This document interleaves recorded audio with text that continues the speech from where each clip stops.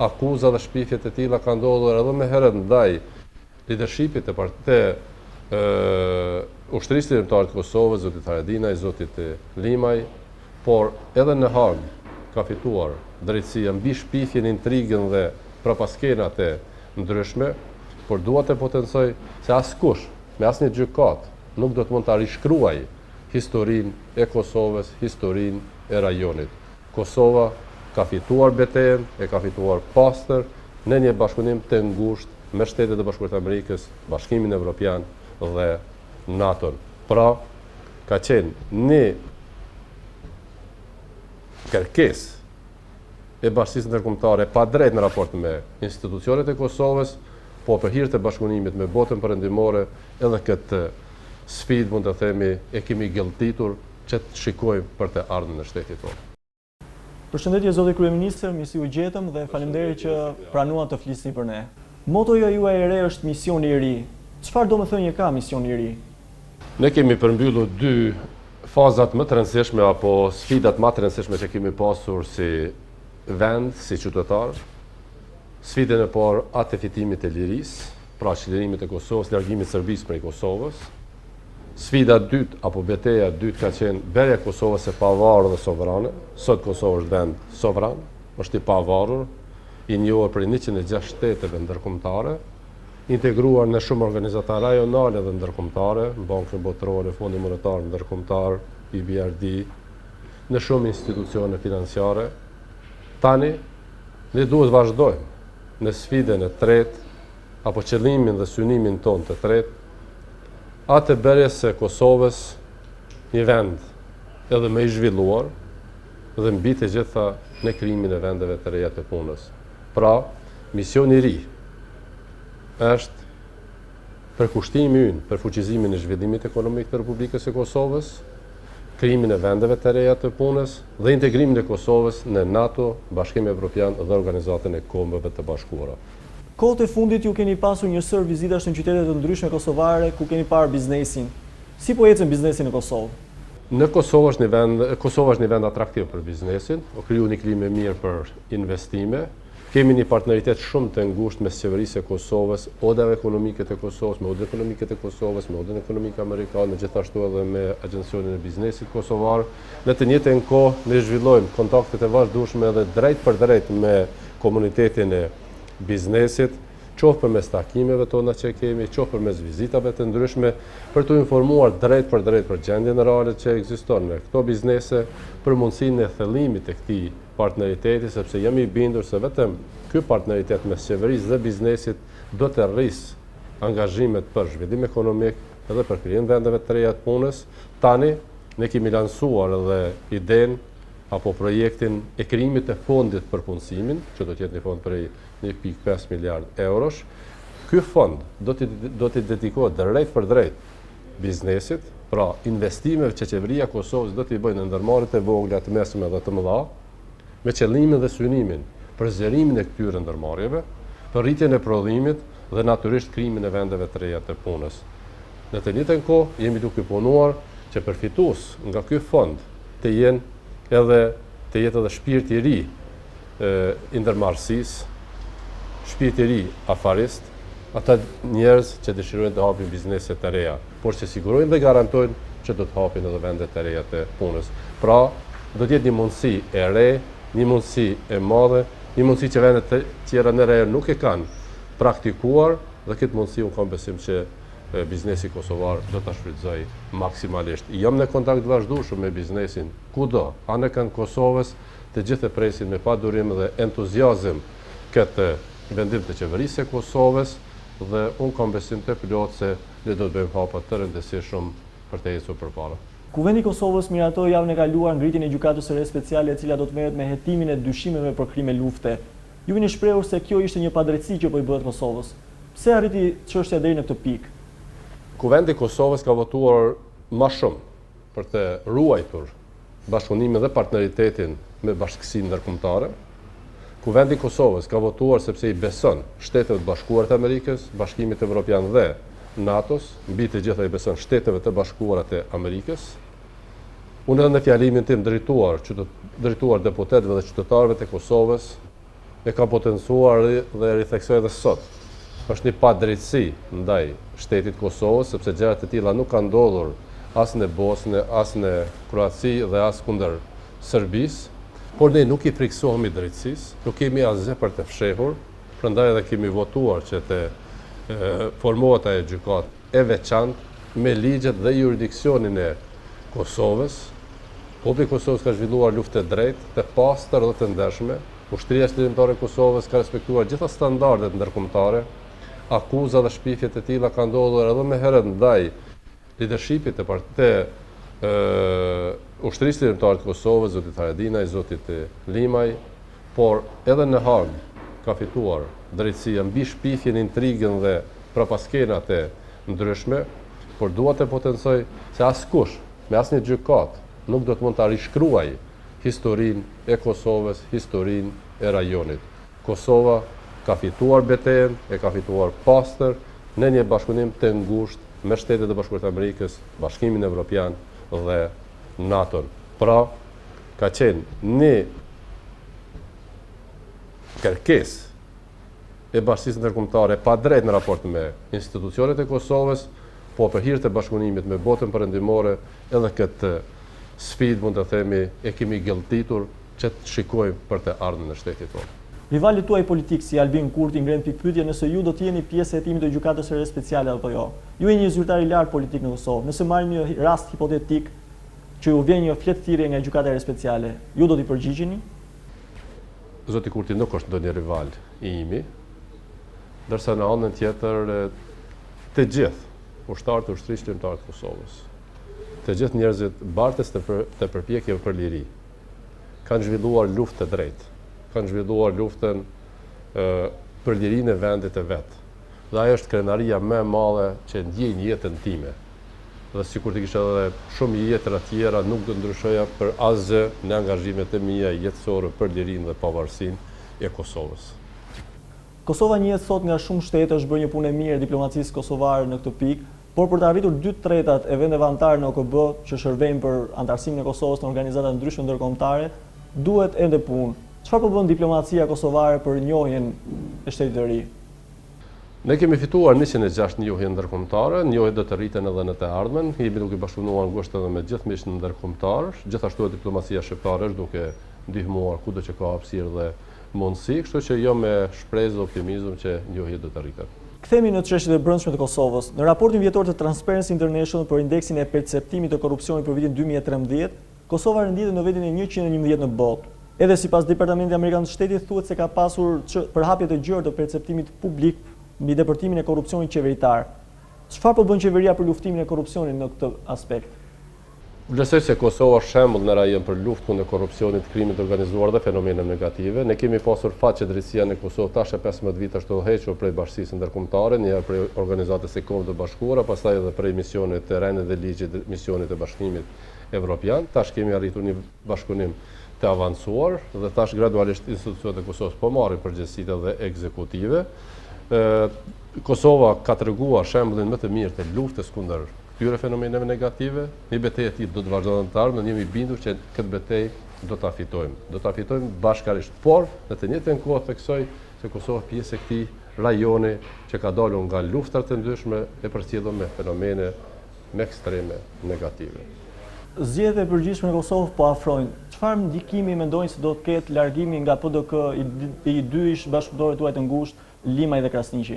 Partia Demokratike e Kosovës do të shënojë fitore të thellë dhe bindëse. Partia Demokratike e Kosovës çdo ditë është duke u zgjeruar dhe masovizuar. Kemi një mbështetje entuziaste të qytetarëve të vendit. Pronari i Partisë Demokratike të Kosovës është vetë elektorati i Partisë Demokratike të Kosovës. Sot PDK ka tejkaluar kornizat e ngushta partijake, më tepër është një lëvizje qytetare, sidomos është një mbështetje shumë e fuqishme e misionit 3, që do ta udhëheq personalisht tonë së bashku me gjithë ato vajza dhe djem 3 të Partisë Demokratike të Kosovës, që janë shkolluar në botën perëndimore, por që kanë sjellur përvojën, dijen, idetë, eksperiencën e tyre në Republikën e Kosovës, prandaj mbi petkun partijak personal të çdo kuj do del ideja perëndimore e vajzave dhe djemve të Partisë Demokratike të Kosovës, të qytetarëve e Kosovës, e shoqërisë civile që po i bashkangjiten Partisë Demokratike të Kosovës dhe gjithë atyre njerëzve dashamirës dhe mbështetës fuqishëm të Partisë Demokratike të Kosovës. A mendojnë se do kenë ndikim largimi i Limit dhe Krasniqit? Unë mund të them se Partia Demokratike e Kosovës nuk është ndonjë parti që është mbarë prej individit, por mbarë drejt për drejt nga programi, qëllimi, vizioni. Sot, Partia Demokratike e Kosovës është vetmja parti që ka leadership qëndrueshëm, që ka leadership që din dhe mund të udhëheqë vendin dhe që ka program, qëllim, vizion, që ka misionin e ri të qartë dhe që ka një mbështetje të gjerë qytetare, për dallim nga parti tjera që nuk kanë as lider, nuk kanë as ide, me përjashtim të vullnetit që dëshirojnë të jenë ose kryeministra ose të jenë fitues të zgjedhjeve. Por fituesi nuk e përcakton dëshira e një kryesie të një partie apo të një lideri të përkohshëm të që është udhëheqës në ndonjë partie, por e përcakton vullneti i qytetarëve të Kosovës. Dhe ky vullnet është në anën e Partisë Demokratike të Kosovës, është në anën e qeverisjes së mirë, të rendit dhe ligjit, të luftës kundër korrupsionit. Unë kam ofruar dhe mundësinë që të arrijmë një marrëveshje apo një kod, kuptimin e të pastrimit të skenës politike, një kod të listës zgjedhore për gjitha partitë politike, që të mos kemi në lista zgjedhore asnjë individ që është nënhetime për korrupsion dhe krim të organizuar, që është i akuzuar për korrupsion, krim të organizuar apo dukuri tjera negative, dhe mund të them se edhe pse jemi partia qeverisëse, përsëri partitë opozitare hezitojnë që të kenë lista të pastra, lista që ofrohet qytetarëve për qeverisje të mirë. E pa lista të pastra për kandidat për deputet nuk mund të kesh as qeverisje të mirë. Pra ne do të vazhdojmë betejën tonë për qeverisje të mirë e në të njëjtën kohë dhe luftën e ashpër kundër korrupsionit dhe krimit të organizuar. Ju keni një kohë relativisht të gjatë në qeverisje dhe zakonisht pushteti e konsumon një qeverisje dhe një lider. Përse do duhet që t'ju besojnë sërish qytetarët e Kosovës? Qytetarët e Kosovës janë duke vlerësuar punën e mirë që është bërë.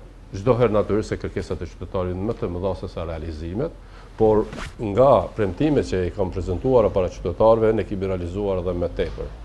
Prandaj qytetarët e vendit kanë besim që ne duhet të vazhdojmë me qeverisje, nuk duhet shikuar qeverisjen me numrat e viteve, por me efektivitetin në qeverisje dhe efikasitetin në qeverisje, në shërbimin që kemi bë qytetarëve. Unë i kam disa vite në qeverisje, por me moshi më të ri se sa lider të opozitës, nuk jam ndaj jam veteran i skenës politike, por me moshim më i ri se sa lider të opozitës, por nuk e kisha lidh shumë me moshë sa kisha lidh me projekte, ide, koncepte dhe misionin e ri. Kosova nuk mund të kthehet mu qeveris për njerëzve të viteve 89. Kosova nuk mund të qeveriset për njerëzve që vetëm kanë dëshirë me qenë kryeministra. Kosova nuk mund të qeveriset vetëm për njerëzve që dëshirojnë me mbijetu në skenën politike kosovare. Unë kam filluar edhe tash me misionin e ri mbi bazën e qeverisjes së mirë që kemi ndërtuar në këto vite. Prandaj jam me bindje të plot, me siguri të plot se Partia Demokratike e Kosovës do të jetë fituese e zgjedhjeve 2014, një fituese bindse, por mbi të gjitha fitues do jenë qytetarët e Republikës së Kosovës. Këtë shpirt fitues unë e shoh kudo, e shoh te rinia, te studentët, e shoh te mësuesit, e shoh te arsimtarët, e shoh te punëtorët universitar, e shoh te veteranët, e shoh te familjet e dëshmorëve, te invalidët, te pensionistët, e shoh kudo dhe anëkën Republikës së Kosovës dhe të gjitha gjeneratat e qytetarëve kosovar. A do të jepni ndërheqje nga drejtimi i PDK-s nëse do të humbi në zgjedhje? Partia Demokratike e Kosovës do të jetë fituese dhe do të vazhdojë me qeverisje. Por nëse humbi? Nuk do të ndodhë humbje, do të ndodhë vetëm fitor dhe është gjë e sigurt. Sa po zbatohet në veri marrëveshja e Brukselit? Marrëveshja e Brukselit është duke u implementuar. Ne me marrëveshjen e Brukselit e kemi shpëtuar pa u ndarë Kosova, e kemi shu ëndrë një herë përgjithmonë të Serbisë për ndarjet Kosovës apo krimin ndonjë autonomie apo ndonjë modele të Republika Srpskës. Tash janë funksionale dhe pikat 1 dhe 31 pika doganore mes shtetit Kosovës dhe Serbisë. Kemi organizuar zgjedhjet e para lokale sipas ligjeve të Kosovës edhe në veri, pra sipas ligjeve dhe kushtetutave të Kosovës. Tash kemi leadershipin atje të zgjedhur nga qytetarët me ligjet e Kosovës, mendoj se kjo është sukses i madh. Në të njëjtën kohë komuniteti serb është integruar në policinë e Kosovës për të punuar me ligjet e Kosovës, ndërsa tash duhet të vazhdojmë me sistemin e drejtësisë. Progres po ndodh, por ende ka punë për të bërë. Opozita ju akuzon për lëshime të tepërta në marrëveshjen me Serbinë dhe se pakti po i shërben integrimit të Beogradit dhe jo Kosovës. Si i komentoni këto akuza? Unë nuk desha të merrem me deklarata ditore elektorale, falenderoj liderët e opozitës dhe deputetët e opozitës që e kanë votuar marrëveshjen e Brukselit me 2/3 në Kuvendin e Republikës së Kosovës dhe kanë besuar atij vullneti, i kanë besuar atyre vendime që ka marrë në Bruksel dhe kam sjellur në Kuvendin e Kosovës. Gjithçka sipas ligjeve të Kosovës, sipas kushtetutës e Kosovës dhe ka qenë një mbështetje e gjerë e gjithë spektrit politik kosovar. Dhe diçka të fundit, në janar u mbajt në prizim mbledhja e përbashkët e dy qeverive shqiptare, asaj të Shqipërisë dhe asaj të Kosovës. Cilat janë nismat konkrete të bashkëpunimit? Kujtojmë këtu që arti, kultura, sporti, media e kanë arritur bashkimin e Shqipërisë me Kosovën, por çfarë po bën konkretisht qeveria e Prishtinës dhe ajo e Tiranës për bashkimin tregtar dhe ndoshta njësimin e arsimit mes Shqipërisë dhe Kosovës? Bashkëpunimi mes Kosovës dhe Shqipërisë është fat që ka filluar pas një periudhe të gjatë, do të thotë pas rënies së komunizmit, kemi pasur fat që ra komunizmi dhe arritëm që sado ku do të kemi një komunikim prej viteve 90 deri në vitet 98, ndërsa me luftën e ushtrisë shqiptare të Kosovës dhe fitoren e saj, fitoren e popullit të Kosovës, kontributin e jashtëzakonshëm të shtetit shqiptar në atë kohë, u krijuan kushte më të mira të komunikimit. Por mos harrojmë se edhe pas fitores së lirisë së Kosovës, nga Prishtina deri në Tiranë është dashur që të bëhen 9 orë apo 10 orë me makinë për të mbri atje. Unë personalisht atë rrugë kam bërë shpesh, edhe gjatë viteve 91 deri vitet 98, 99, do thotë Tiranë apo Durrës deri në Koks, por edhe pas luftës kam udhëtuar nga Prishtina deri në Sarandë me makinë, që kanë qenë më të vërtetë një rrugë të mërësisht e keqe dhe torturuese për çdo qytetar.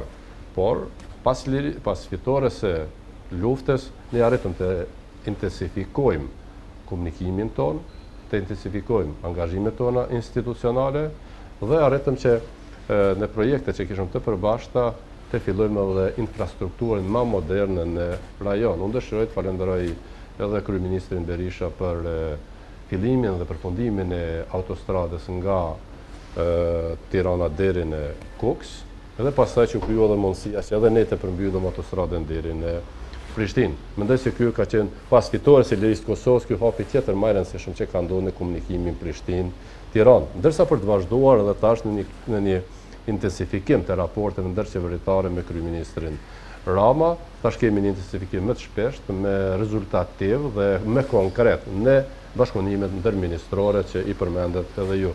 Kështu që unë